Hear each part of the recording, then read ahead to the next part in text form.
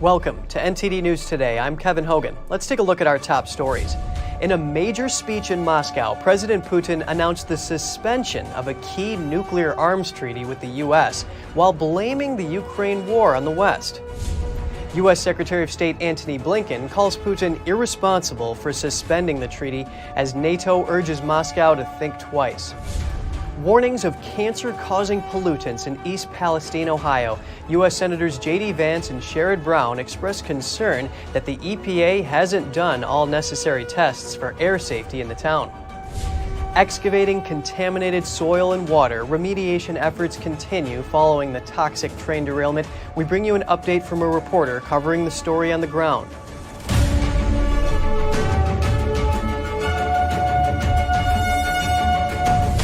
Russian President Vladimir Putin suspends a nuclear arms control treaty with the United States. This comes as he addressed the nation today on the war in Ukraine. Russian President Vladimir Putin says his country will pause the New START treaty with the United States. The agreement sets limits on the nuclear arsenals of both countries. I'm forced to announce today that Russia is suspending its participation in the Strategic Offensive Arms Treaty. Let me repeat, Russia does not abandon the treaty, but suspends its participation in it. The New START treaty was signed by then President Obama and President Medvedev of Russia in 2010. It took effect the following year. The treaty caps the number of strategic nuclear warheads the two nations can deploy. The U.S. and Russia hold about 90% of the world's existing nuclear warheads. The quantity is enough to destroy the Earth many times over. Putin's remarks were part of a major address to the parliament in Moscow. The speech came 1 year after he ordered the invasion of Ukraine. Flanked by 4 Russian tricolor flags, Putin told Russia's elites that the war was forced upon them. He accused the U.S.-led NATO alliance of fanning the flames of the conflict. Responsibility for fomenting the Ukrainian conflict, for its escalation, and for the increasing number of victims lies entirely with Western elites. And of course, the current regime in Kiev. Again, he justified the war as a legitimate response to what he called threats from the West, as well as Ukraine. We protect people's lives, our homeland, and the West's goal is unlimited power. Throughout his nearly 2-hour speech, Putin vowed to advance the battles in Ukraine, claiming it's impossible to defeat Russia. He also touched on issues including Moscow's annexation of 4 regions of Ukraine and the impact of Western-led sanctions on the Russian economy. Tens of thousands have died since the conflict started in Eastern Europe. Moscow has suffered 3 major setbacks on the battlefield, but still controls about 1/5 of Ukraine. In response to Putin pausing the nuclear arms treaty, U.S. Secretary of State Antony Blinken called it an irresponsible move, and NATO Secretary General Jens Stoltenberg urged Moscow to reconsider the decision. The announcement by Russia that it's suspending participation in New START is deeply unfortunate and irresponsible.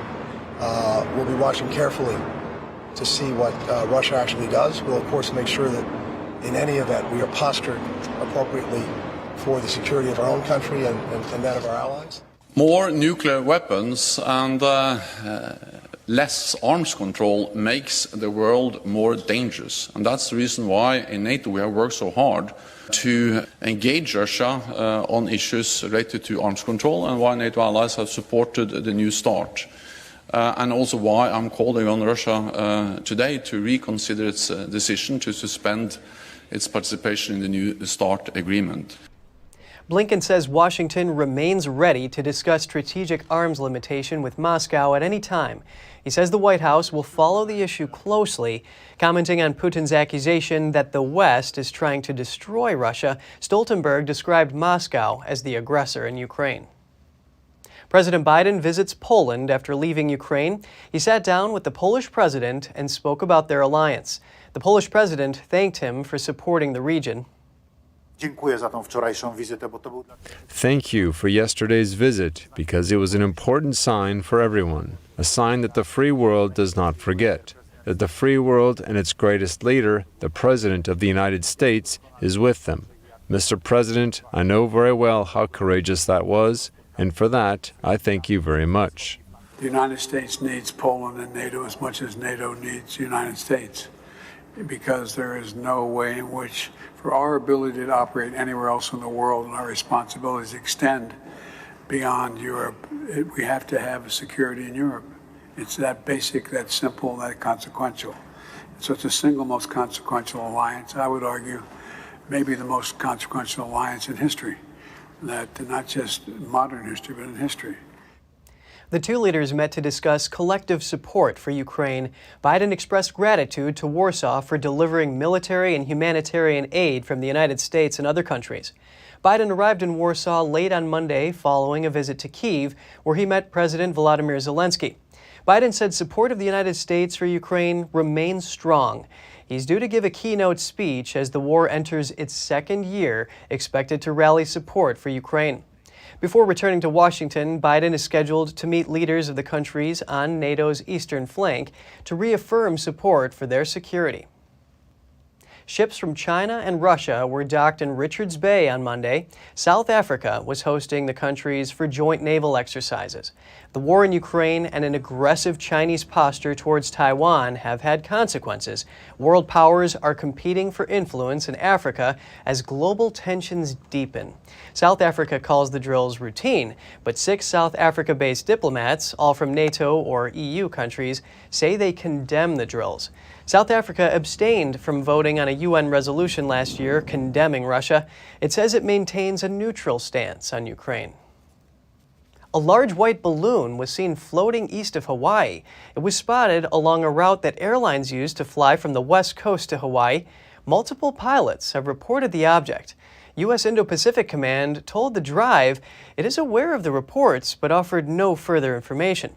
Aviation enthusiasts became aware that a military patrol aircraft headed in the direction of the balloon, but then turned off its transponder and could no longer be tracked.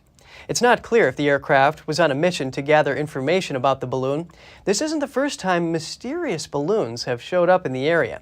A year ago, a balloon belonging to a Chinese spy program was found off of Hawaii's northernmost large island. It's also where the U.S. keeps a sensitive missile defense test site. U.S. Chief of Space Operations General Bradley Chance Saltzman says space has fundamentally changed and that China is the most challenging threat, followed by Russia. He says a growing arms race has altered the space paradigm. Nations are acquiring weapons like anti-satellite missiles, ground-based directed energy, and orbit interception capacities. The start of the current space race could be seen as early as 1985, when the U.S. fired a missile to shoot down a satellite. China did the same in 2007, and India followed in 2019. Russia shot down a satellite as recently as late 2021. Saltzman says that instead of missiles shot at satellites, laser weapons or powerful microwaves could cause damage more efficiently. He predicts that space is going to become more crowded, so having standards of conduct in place would make things safer. Senators J.D. Vance and Sherrod Brown are sounding the alarm. The pair of Ohio lawmakers say there could be highly toxic, cancer-causing pollutants in East Palestine. Meanwhile, the town's mayor gave a strong thumbs down to President Biden's Ukraine trip. The two senators co-signed a letter to the EPA. They fear the burning of large volumes of vinyl chloride may have resulted in the formation of dioxins, and that those chemical compounds may have spread throughout East Palestine or beyond. Dioxins are highly toxic, can interfere with hormones, and can cause cancer, reproductive and developmental problems, or damage to the immune system. They are also concerned that testing for the chemicals may not have been included in the EPA's air monitoring processes. Senator Sherrod Brown called for accountability and follow-through in East Palestine. To assure people that the water is safe and the air is safe and the soil is safe for their children. Some East Palestine residents have reported adverse health effects including rashes, headaches, vomiting, and other ailments since the disaster. Many have wondered if the chemical spill is to blame. Senator J.D. Vance has made repeated calls for more action. Do not forget these people. We've got to keep applying pressure. That's how we're going to fix this problem. Thank you. Meanwhile, train operator Norfolk Southern announced on Monday that about 15,000 pounds of contaminated soil and over 1 million gallons of contaminated water have been excavated from the derailment site. In related news, EPA Administrator Michael Regan is returning to East Palestine on Tuesday to provide an update. Regan told reporters last week, in his words, that we're trusting the science. He added that he would let his children drink the water there if testing showed it was safe. Regan is also expected to announce additional health and safety measures for East Palestine and surrounding communities. In an international twist, the mayor of East Palestine, Trent Conaway, criticized President Biden for his trip to Ukraine. Conaway says Biden's trip shows he doesn't care about the people of East Palestine. The mayor says it was a slap in the face to find out about the trip. He accused the president of ignoring his responsibilities at home while giving away millions of dollars during his surprise visit to Ukraine. Biden's administration has been strongly criticized for refusing to approve a FEMA disaster declaration for the East Palestine crisis. The administration argues that the disaster does not fulfill legal requirements for an official declaration, although it has sent a team and assistance to the town. Daniel Monahan, NTD News. Remediation efforts continue in East Palestine, Ohio. Following the train derailment, 15,000 pounds of contaminated soil have been excavated from the site. This as former President Trump and whistleblower and environmental activist Erin Brockovich plan to visit the village. Let's get an update. Joining us now is Epoch Times reporter Jeff Louderback, who has been on the ground in East Palestine following this story very closely. It's really great to have your update, Jeff. Thanks for having me on. Norfolk Southern said over 1 million gallons of contaminated water were excavated from the train derailment site. This comes after warnings to local residents not to drink or bathe in the water. From what you have seen, are residents satisfied with the efforts to remedy the situation? Well, since the train derailment happened, that was February 3rd, and then there was the controlled burn that's gotten a lot of coverage. That was, I believe, February 6th.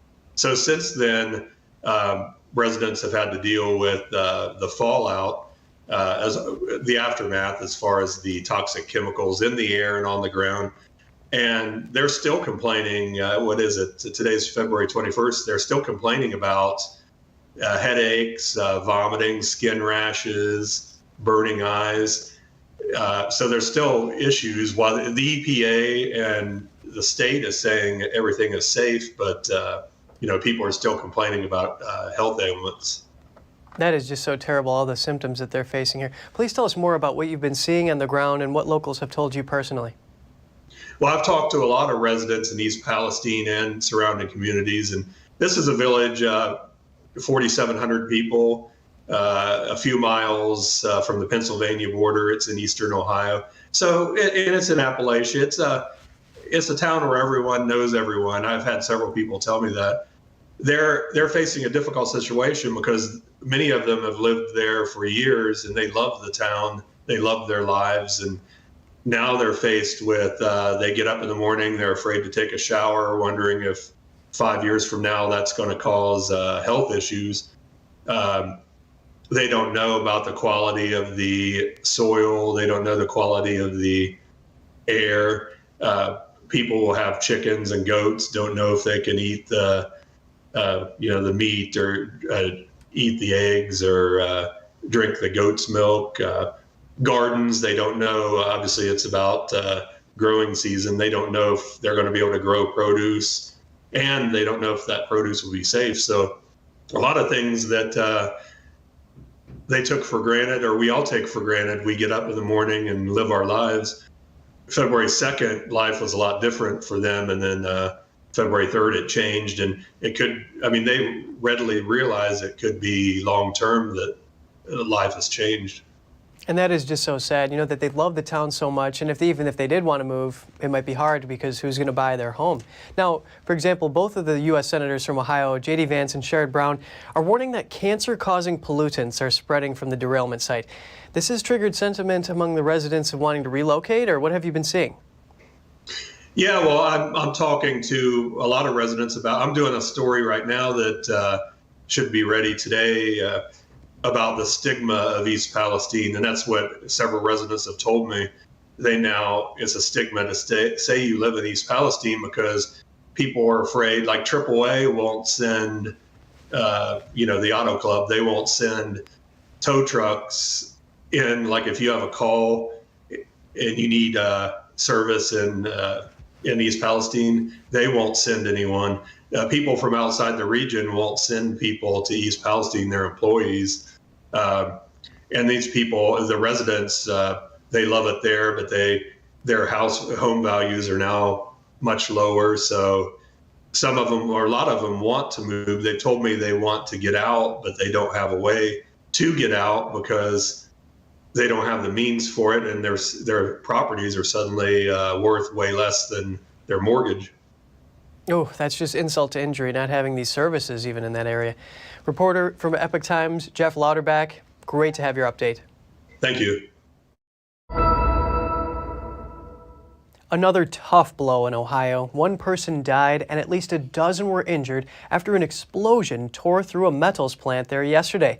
The blast scattered molten metal and debris that rained down on neighboring buildings. The disaster caused a major fire and sent smoke billowing into the sky. The smoke clouds could be seen for miles around the damaged factory near Cleveland. All of those injured were on site. The falling debris thankfully spared people at neighboring businesses. I. Schumann & Company produces copper, brass, and bronze and has been in business since 1917. The explosion was about 70 miles northwest of East Palestine, Ohio, where a train loaded with toxic chemicals derailed earlier this month. And coming up, more Americans may be carrying firearms. The TSA says they found a record number of guns at U.S. airport security screenings last year. We have that and more just after this break.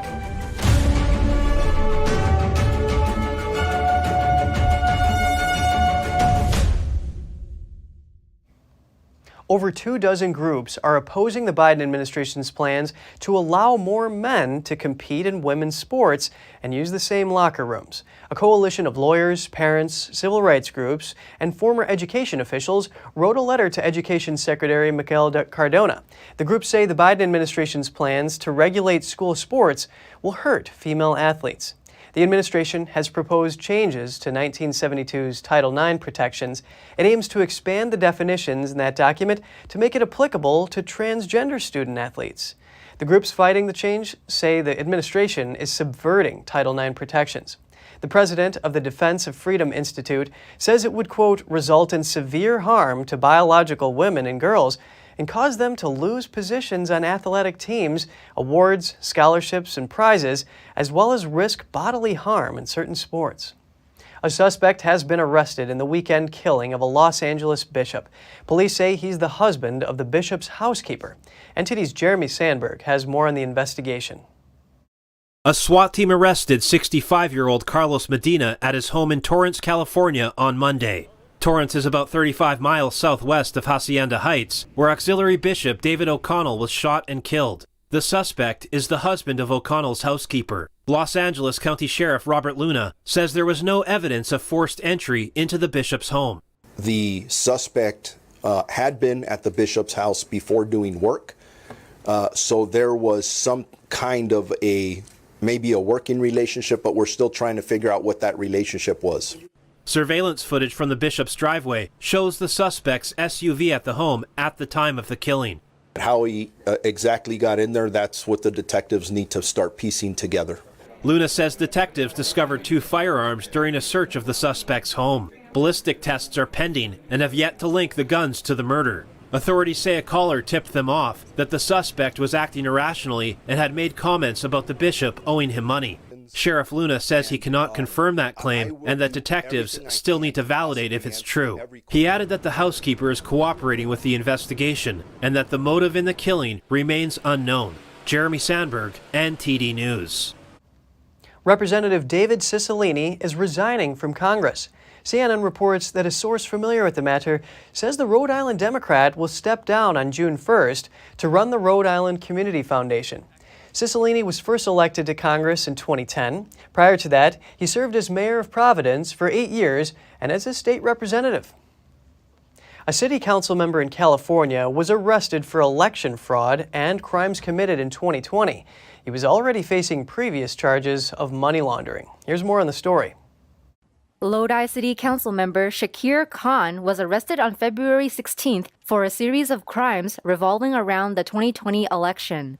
According to the San Joaquin County District Attorney's Office, Khan was arraigned on 14 felony counts involving election fraud between June 1st through November 3rd, 2020. Our investigation uncovered that Councilman Shakir Khan has attempted to undermine, manipulate, and violate one of our most fundamental rights here in our country, and that is the right to free and fair elections. His charges include creating false voter registration, submitting fake registration to Secretary of State, fraudulently casting votes, among others. I would like to note that it appears Councilman Shakir Khan has targeted members of his own community, our Pakistani community in the North County, and we are doing everything we can to work with them to make sure that they are protected and that any damage done to them or their families is corrected by this man's actions. The mayor said the council received his resignation on February 16th. I had the opportunity to speak with him here at the county jail and ask for his resignation effective immediately. He agreed to resign. The city's fully cooperating with the investigation. Khan was already on investigators' radar for a previous criminal activity. In September 2021, he was arraigned for illegal gambling, tax evasion, and EDD fraud charges. He was not supposed to leave the state or country, but violated the terms he signed. Khan posted his trips to Hawaii, Washington, D.C., and New York on social media. So we said, okay, if he's violating his OR agreement, there's got to be something done about it. So we brought him back to court, told the judge, hey, he's violated his OR agreement. And so the court ultimately decided to put an ankle monitor on him. As far as I know, this is the only sitting council member that we're aware of that is wearing an ankle monitor. So that's kind of unusual too. He will appear at the San Joaquin County Superior Court on February 21st for a hearing on those previous charges. The TSA says a record number of guns were found at airport checkpoints in the U.S. last year. Officials attribute the climb in numbers to more Americans carrying firearms. NTD's Jeremy Sandberg has more on what experts and officials have to say about it.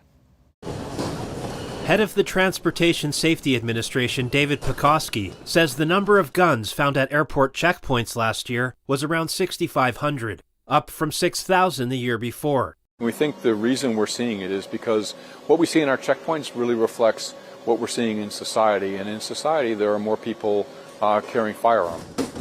Experts don't think it's an epidemic of would-be hijackers. Nearly everyone caught claims to have forgotten they had their gun with them. Officials say bringing a gun into a secure area of an airport or airplane creates unnecessary risks, and that taking firearms to a screening checkpoint can delay other passengers. Guns don't belong on airplanes, they don't belong in the secured area of an airport, and they certainly don't belong at our security checkpoints. Pekoski says the trend has been increasing over the years. He says what's concerning is that close to 90% of the guns are loaded. We will gradually increase the penalties to really reinforce to people to pay attention to the requirements, to the regulations that are out there, and make it safe and secure for everybody in the travel. The maximum penalty for being caught is close to $15,000. Repercussions vary depending on local and state laws. The person could be arrested and have their gun confiscated. Those caught will also lose TSA pre-screening eligibility and could be subject to enhanced screening. Air passengers are allowed to travel with a gun if they declare it to their air carrier and put it in their checked baggage. Jeremy Sandberg, NTD News. We have a recall to pass along involving a popular baby formula. Reckitt says it's voluntarily recalling 2 batches of its Pro-Sobi formula. The company says it's recalling the 12.9-ounce cans out of an abundance of caution because bacteria might have contaminated the formula. The recall affects 145,000 cans distributed in the United States, Guam, and Puerto Rico. So far, there is no evidence the bacteria made its way into the formula, and there are no reports of people becoming sick. The formula was made between August and September of last year and has an expiration date of March 1st, 2024. And another recall, more than 300,000 Starbucks vanilla Frappuccino bottles are being recalled because they might contain glass. The drinks are 13.7-ounce vanilla Frappuccinos with the expiration dates of March 8th, May 29th, and June 4th and June 10th. Distributor PepsiCo has issued the warning to retailers and consumers. The FDA says the recall began on January 28th and is ongoing. Colorado lawmakers have a new idea for deserted oil wells. The state is charged with plugging the holes to prevent gases from escaping, but they hope to go one step further and use the space to trap CO2. Across the United States, millions of deserted oil wells plunge thousands of feet into the earth. That's where oil and gas have been pumped out to use as fuel. Colorado has roughly 500 orphaned wells scattered across the state. Lawmakers are thinking about filling them with biochar, which is a type of carbon-rich charcoal. The hope is that biochar stuffed down the shafts would not only filter gas leaks, but also trap carbon in the ground instead of forming CO2 and entering the atmosphere. A new bill would direct researchers at Colorado State University to measure the effectiveness and feasibility of the proposal. In Colorado, there are upwards of 500 orphan wells that the state is in charge of plugging, and this bill will look at the potential use of biochar in those plugging and abandonment operations. So there's a large space down the hole that needs to be filled to a certain pressure, and biochar is potentially a substance that can be used down that hole to permanently sink carbon into these holes. Northern Colorado company Biochar Now is creating biochar. They take waste wood and wildfire debris and heat it in kilns to reduce the material to pure carbon. That carbon can then be used for a variety of purposes, from cleaning up pollution in streams to baking bricks. Families that fly on United Airlines together will now have better options to sit together. The airline announced yesterday a change in how it will seat passengers. Kids 12 and under can now sit next to an adult accompanying them without incurring an extra fee. Customers will start to see the changes immediately, but the official policy won't take effect until next month. United says if adjacent seats are not available because of full flights or last-minute bookings, passengers can switch to another flight for free if the preferred seating on that flight is available. And coming up, Chinese microchip makers are shutting down on a massive scale, partly owing to U.S. sanctions. Meanwhile, protests over Social Security broke out in a third city. And in neighboring South Korea, an aging society is driving up the cost of subway operations. We'll have the details soon when we return.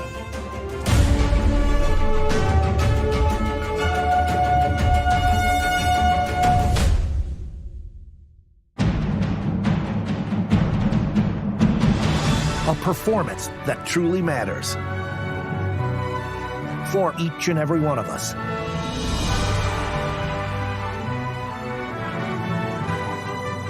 This is what you've been waiting for. See it at least once in your lifetime. Get tickets now at shenyun.com. The Fixture Pioneer, CGM. Professional AI intelligent fixtures. All-round integration of 4 systems. High precision, high durability, high quality. 2-micrometer repetition accuracy. More than 80 patent certificates. ISO 9001 approved. Precision clamping to meet your every need. CGM has it all. Pride of Taiwan. CGM.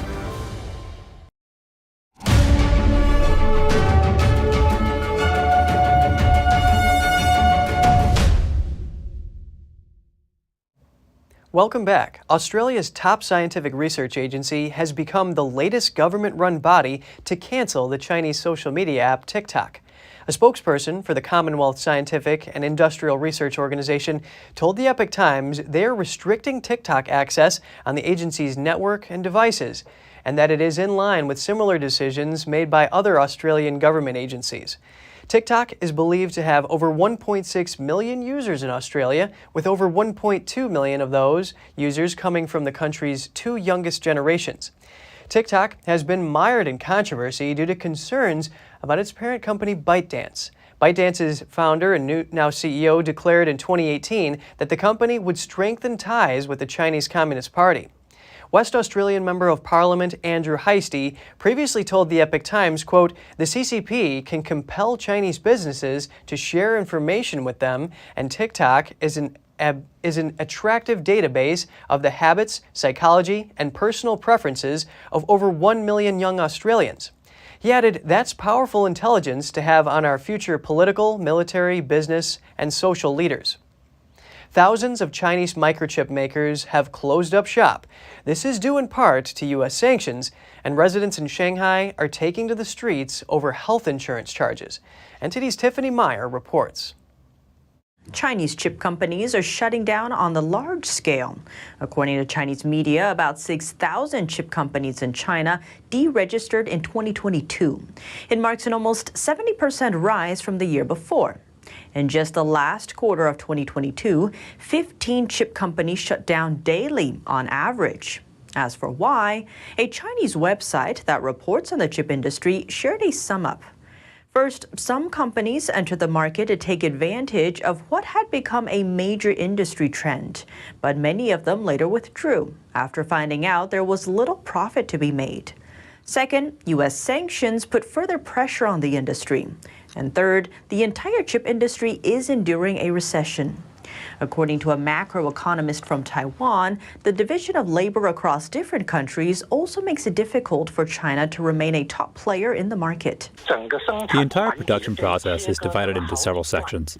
For example, optical technology is from ASML in the Netherlands, special chemical materials are from Japan, semiconductor memory is from South Korea, manufacturing, packaging, and testing are finally completed in Taiwan, and chip design software happens in the U.S. Wu said China has no path to success in the chip industry without working with the U.S. Under this competitive situation, China must cooperate with the U.S. and improve Sino-U.S. relations before it can develop the semiconductor industry. However, Xi Jinping is now fighting against the U.S. and wants to compete for world power. Of course, the U.S. is blocking Chinese companies in the semiconductor sector. The Biden administration added China's biggest chipmaker YMTC to a trade blacklist in January. And now, nearly 2 months later, the company has decided to lay off 10% of its workforce. Following in the footsteps of Wuhan and other Chinese cities, Shanghai residents are taking to the streets. They are protesting changes to the local medical insurance policy. A play on China's recent white paper revolution. The latest movement has been dubbed the White Hair Revolution, owing to most protesters being retirees. Video clips circulating online show hundreds of Shanghai residents singing on the streets. The song is called The International. It features lyrics like "Arise, slaves suffering hunger and cold. Arise, sufferers all over the world. My blood is already boiling. I want to fight for the truth." Some protesters were also heard shouting, "Give me back the money. I need to survive." Retirees in several Chinese cities are seeing their medical benefits slashed. In some cases, residents report no longer being able to afford the medicines they need. Last week, tens of thousands of protesters took to the streets in Wuhan and northern China's Dalian city to oppose the benefits cut. In South Korea, free subway rides for the elderly have become a political headache as the population rapidly ages and subway operating costs soar.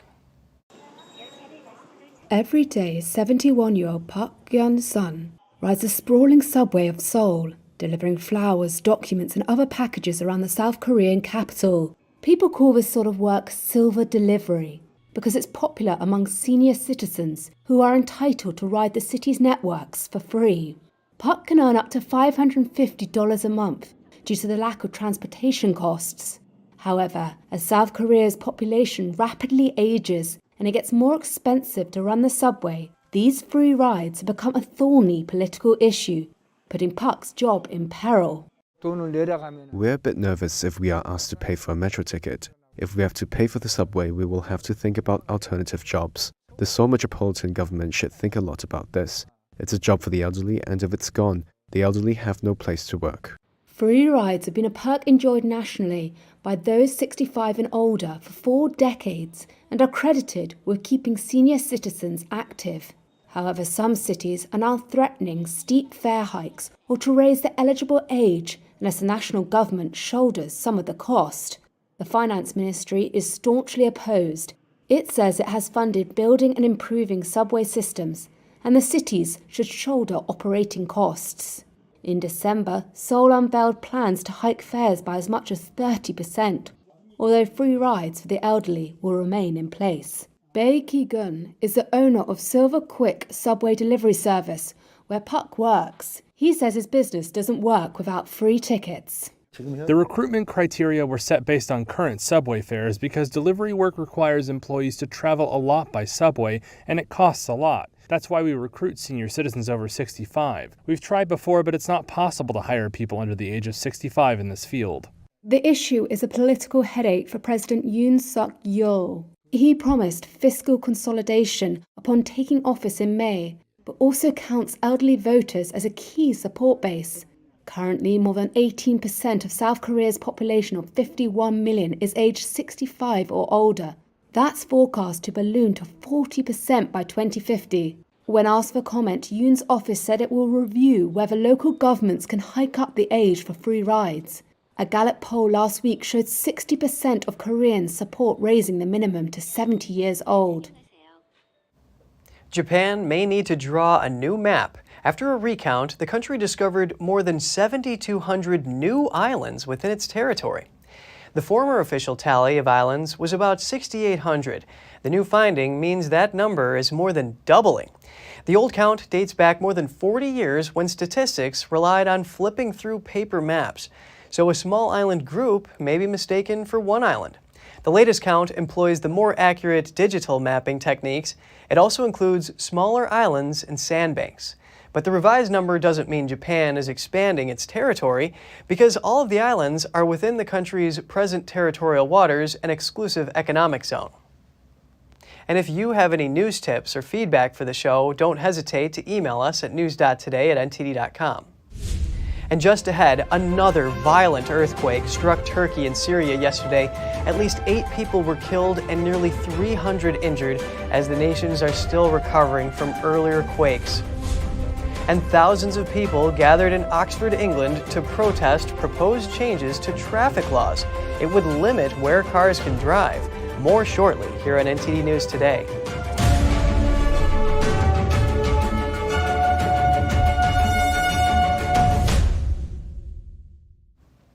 At least 6 people were killed as another earthquake hit the border region of Turkey and Syria yesterday. The magnitude 6.4 quake hit just as rescue work from the first devastating earthquake was winding down. This quake was followed by 90 aftershocks. All this is fresh trauma to residents left homeless and living in tents by the nearly magnitude 8 earthquake in early February. More than 40,000 people were killed in Turkey in the initial quake, officials say, while the toll in neighboring Syria stands at around 6,000. The Turkish health minister said nearly 300 people were injured in the latest quake. Over the weekend in the UK, thousands of people in Oxford protested against measures that would restrict motorists' movements. Low-traffic neighborhoods, as well as proposed traffic filters, have caused controversy in the city. Opponents say it will impact people's freedoms and affect businesses. NTD's Jane Worrell was in Oxford to find out more. Protesters filled this street in Oxford, calling for an end to traffic measures. LTNs, or low-traffic neighbourhoods, that restrict traffic on residential roads have caused public outcry. Some travelled from across the country to the protest, others were locals wanting their voices heard. We're here today to basically protest against a whole series of measures that Oxford County Council are bringing in. It's not just LTNs, it's also traffic filters, which are roadblocks on the main roads. They're closing car parks, they're charging people to drive through the middle of town, and they're even going to charge you to park at work. Businesses are shutting. People who've worked hard all their life are losing their livelihoods because of them, and I think they need to be stopped. It's like one neighbour not speaking to the other neighbour because it's anti-LTN and pro-LTNs. So we really need to sort this out, and we are saying no LTN. So many demonstrations. We've been speaking to county council, city council, local councillors. They are all ignoring us. The council's proposals include a 15-minute neighbourhood that's designed for residents to have access to essentials within a 15-minute walk of their home, as well as traffic filters that restrict how many times residents can travel on certain roads. Campaigner and co-founder of the Together Association, Alan Miller, says it's impacting locals and businesses. So low traffic neighbourhoods already have had a significant impact. We've just seen that a restaurant has closed after 17 years in Oxford as a consequence of it. And now the proposal for the 15-minute city, where you have bus gates on 6 roads and you prevent cars, many other cars from going through those areas. You get passes for 100 passes, as though somehow now we've negotiated our ability and our freedom to move. We never had a national debate or a local debate about that. There are also wider concerns around civil liberties. Frankly, we've never agreed to this, right? And people have just come out of a few years of severe measures around lockdowns and restrictions. There's a discussion about digital ID and surveillance and control. All of these things are based on having cameras to monitor. There's concerns around surveillance, and there's concerns around central bank digital currency and how those things are all linked. Because Sadiq Khan, in the discussion about ULEZ expansion, has said, well, it would be really good and effective if we could just have it all done electronically at source. So all of a sudden, you get into a situation that could be very, very problematic from the point of view of civil rights and civil liberties. Local police said a small number of arrests were made at the protests in Oxford for public order offences, but the vast majority of people were peaceful. With similar traffic schemes proposed in other parts of the country, this certainly won't be the last time people will be making their voices heard. Jane Worrell, NTD News. 3 candidates have put themselves forward to fill Scotland's top government position. The current First Minister, Nicola Sturgeon, is stepping down. Sturgeon has said she feels the time is right and she doesn't want to limit Scottish independence efforts. With 8 years in the office, she's Scotland's longest-serving First Minister. She's also stepping down as leader of her party. One of the candidates is Scottish Health Secretary Humza Yousaf. He's been seen by many as a continuity candidate after having spent over a decade in the Scottish government. Finance Secretary Kate Forbes has also thrown her hat into the ring. A recent newspaper poll found she was the most popular candidate, but Forbes may struggle to win over Progressive Party members due to her views on abortion, same-sex marriage, and transgender issues. The third candidate is member of the Scottish Parliament, Ash Regan. She's also opposed to the Scottish Government's gender recognition changes. She even stepped down from her role as Community Safety Minister to enable her to vote against the legislation. Regan lacks the cabinet experience that the other candidates have, but has won backing from an influential member of Parliament. Brick, wood, or cocaine? With the huge quantity of drugs being seized in Ecuador, the country has decided to put it to use as a unique new construction material. The amount of drugs seized in Ecuador in 2021 exceeded 230 tons. Police say most of that is cocaine. The story in 2022 wasn't much different. In fact, the quantity of drugs confiscated exceeds the available space at 27 police warehouses, where police keep the drugs until destroying them. The record amounts also exceed the capacity of the ovens normally used for incineration. Now the country is using some of the excess cocaine as construction material. First thing to be done is to bring the drug and pulverize it. Where? In an appropriate machine, a grinder. It's then put in a hole in the ground. In that hole, you place the drug and then mix it. It's like making concrete for the foundation of a house. That mix is then placed into holes that are its final place, where the mixture will remain. Hundreds of blocks of cocaine hydrochloride and coca paste arrive each week to a waste treatment plant. Workers then break it down along with glass, expired medicines, and oil waste. The powder is then mixed with other material to produce cement to be used in construction. Authorities are using this process to fill a 50-foot deep hole with layers of the concrete. It will later form a warehouse floor. The process is helping to free up police drug collection centers. And still to come, a new project to connect a Mexican tourist city to ancient jungles and Mayan historical sites is causing concerns. Experts say the ecosystem is too fragile. In Australia, competition from multinational companies is straining the survival of family-owned tugboat businesses. Stay tuned for more on that when we return.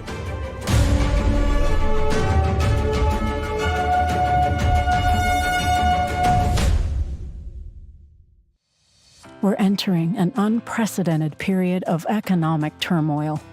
The economy is unstable, our government is in shambles, and the global war on energy has created a domestic crisis. Americans need a way to protect their financial future. One way to ensure your wealth in retirement is by purchasing physical gold and silver. We can help. You can roll any part of your retirement account into a gold or silver IRA. Better yet, you can open a gold or silver IRA in 5 minutes or less using our online application. Preserving your family's financial legacy is a choice that's always available to you. And when you're ready, we're here to help. Call us and speak to one of our IRA professionals. Let's build your financial legacy together. GSI Exchange, wealth for generations to come.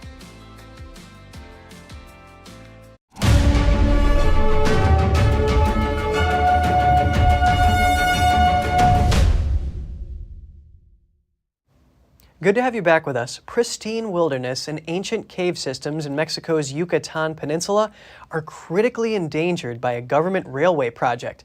That's according to droves of scientists and environmental activists. Parts of Mexico's remote southern jungles have barely changed since the time of ancient Maya. But now, scientists and environmental activists say the pristine wilderness and ancient cave systems beneath the jungle floor of the Yucatan Peninsula are critically endangered. It's due to a new government railway project, the Tren Maya, which aims to bring connectivity and economic benefits to deprived areas. The 910-mile-long rail line is set to connect Mexico's top tourist destination, Cancun, to the ancient Mayan temples of Chichen Itza and Palenque. But experts warn the train will disrupt wildlife routes and already fragile ecosystems. Local guide Ismael Lara shares the concerns. Here we suffer from a terrible drought. From April to May onwards, temperatures reach 104 degrees Fahrenheit or 40 degrees Celsius. And unfortunately, we don't have a water supply. These animals have to migrate to other places to find water. The train will split the jungle and will interrupt these animals' way to find water. President Andrés Manuel López Obrador has pledged to finish the flagship rail route by the end of 2023. But the $20 billion project has divided Mexicans and raised questions of how best to balance economic progress with environmental responsibility. Mexico's tourism agency, charter of the project, says the railway will lift more than 1 million people out of poverty and create up to 715,000 new jobs by 2030. But it will also bring the modern world closer to vulnerable species such as jaguars and bats. The train will pass above a system of thousands of subterranean caves carved out from the region's soft limestone bedrock by water over millions of years. Scientists and activists say the government has cut corners in environmental risk assessments in an attempt to complete the project, while López Obrador is still in office. One environmentalist told Reuters they spotted construction material leaking into a cave, affecting water supply to people and animals living on the peninsula. Part of the government's impact study for the project says the governmental risks are insignificant and have been adequately mitigated. The ancient caves have also been site of discoveries, such as human fossils and Mayan artifacts, like a canoe estimated to be more than 1,000 years old. Despite the concerns about the railway, it has the support of many in villages, who for generations have been largely forgotten in national development plans. I think it's an ambitious project, especially because it will bring infrastructure and tourism, which is the main source of economic activity here. Therefore, it will help us quite a lot. If we get to have this project and keep it, we will get the progress we need.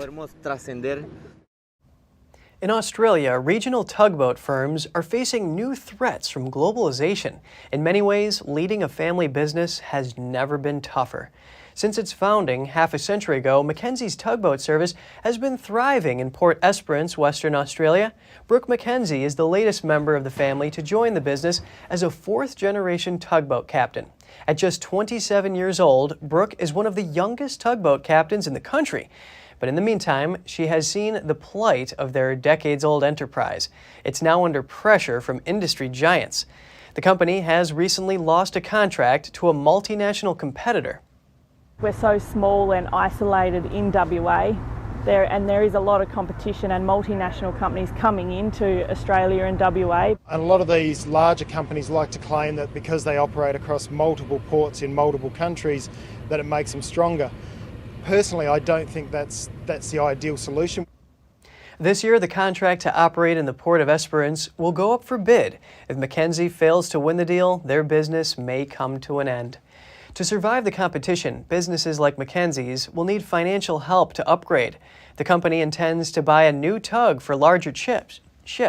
It's an investment that may prove vital in the long run, as authorities say competition for regional tugs is set to grow. And still to come, a Lebanese potter struggles to keep his traditional craft alive. Lebanon faces an economic and financial crisis, which has led to a drop in demand for his work. And Yosemite Valley's sunset spectacle is drawing thousands of visitors, but it takes luck to meet the wonder of nature. We'll be back with more soon here on NTD News.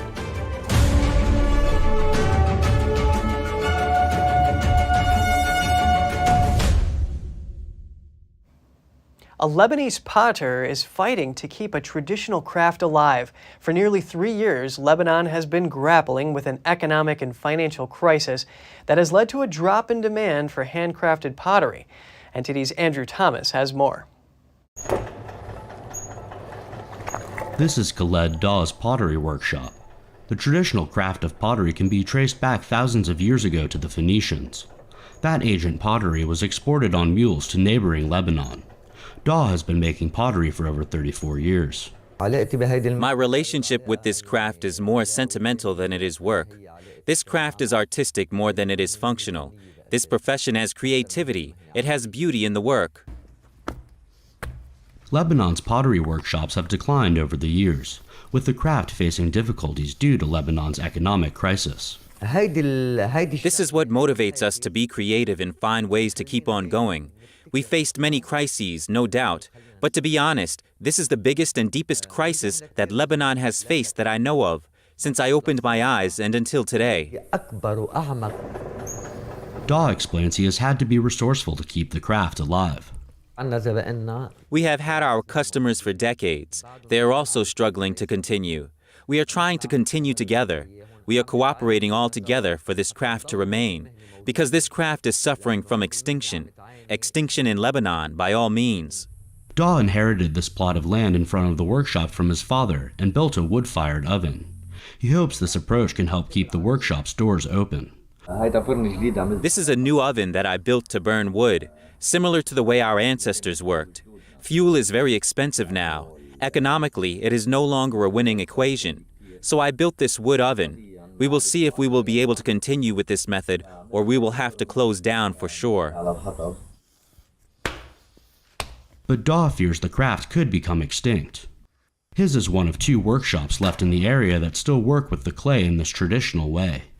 Despite the challenges, Daw refuses to let go or close down the workshop. His work is more than a profession, it's his passion. Andrew Thomas, NTD News. Carnival festivities in Cologne have peaked with a colorful parade through the city. The traditional Rose Monday parade is one of Europe's biggest street parties. Aloft they cheer as one of Europe's biggest carnival parades begins. It is a traditional greeting associated with the Cologne Carnival. Accompanied by music and cheers of Kole Alaf, floats and tractors proceed along 4-mile route through the city. Members of local carnival clubs throw sweets and bunches of flowers into the crowd. It's a riotous event of music, color, and dancing that winds its way through historic streets and past the ancient cathedral. A beautiful natural phenomenon in California's Yosemite National Park is captivating visitors. It only occurs for a few short weeks each February. The valley's Horsetail Fall flows over the eastern edge of El Capitan, the world's largest exposed granite boulder. When the sun sets at a specific angle, the small waterfall glows orange against the light, making it look like it's on fire. But the spectacle doesn't come around very often. It can only happen when the skies are clear and when the waterfall is flowing. This year, the water spread out in a mist, giving a pinkish glow to the rock. It's a hit and miss kind of thing. I was here, I remember being here a few years ago. It was absolutely beautiful. We were here, and then literally 5 minutes before it was going to start, a cloud came in and just destroyed it. So it's one of those things where we always recommend to people, hey, if you really want to see it, if you can, give yourself, more than one night. So we've been here plenty of times in the spring and summer, but this is my first time here in the winter, and I'm hoping it turns out to be fabulous. Thousands of visitors from all over the world gather in the park. Many of them are photo enthusiasts and nature lovers. Given the popularity of the site, park authorities have put a limit on arrivals to avoid overcrowding and congestion. At the moment, entry is only possible by reservation. In the Bahamas, a daring dog takes on a 12-foot hammerhead shark, and it was all caught on camera. It happened off the coast of Exuma. You can hear the passengers who are on a boat tour gasp and scream as the dog leaps into the water and appears to fight the shark. Then the dog manages to get away. The Exuma Water Sports Company says the feisty pup lives on the private island. It's unclear if the dog was defending its home or just looking to play with the shark. Either way, the dog escaped the incident unharmed, and hopefully the shark did too. That's all for today's program. I'm Kevin Hogan, NTD News, New York City.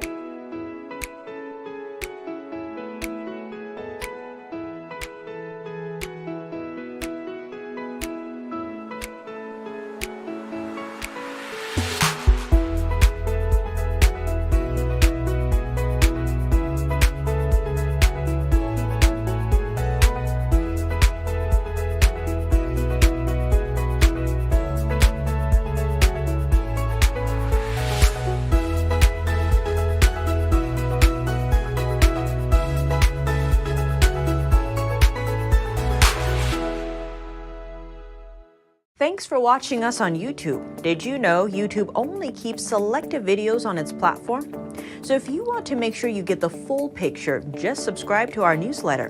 Go to newsletter.ntd.com and sign up. It's free.